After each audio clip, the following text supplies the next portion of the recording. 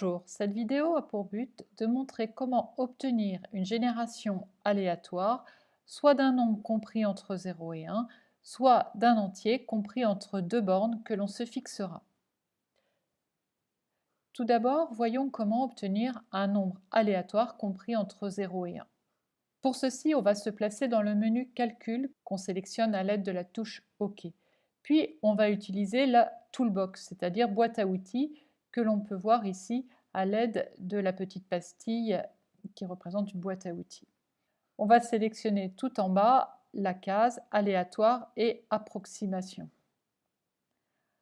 Là, on va pouvoir sélectionner à nouveau Random, qui correspond au cas que l'on souhaite. Une fois qu'on a obtenu Random, on peut appuyer sur OK, et là on voit qu'on a bien obtenu aléatoirement un nombre compris entre 0 et 1.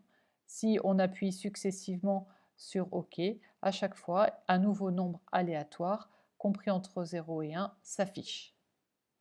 Pour obtenir un nombre aléatoire compris entre deux bornes A et B, par exemple, si on veut simuler le lancer d'un dé équilibré à 6 faces, la borne A sera égale à 1 et la borne B égale à 6. On va aller sélectionner à l'aide de la touche de la Toolbox toujours la rubrique aléatoire et approximation. Et là, on va sélectionner la deuxième ligne, rand int AB, c'est-à-dire sélection aléatoire d'un entier compris entre les bornes A et B. Donc là, bien sûr, il va falloir saisir les valeurs des bornes. Donc, dans le cas qui nous intéresse, par exemple 1 et 6, puis on clique sur OK. Et là, on voit que le chiffre généré aléatoirement est égal à 2. Si on appuie successivement sur OK, à chaque fois, un nouveau chiffre apparaît. Voilà donc comment générer des nombres de façon aléatoire. Cette vidéo est maintenant terminée.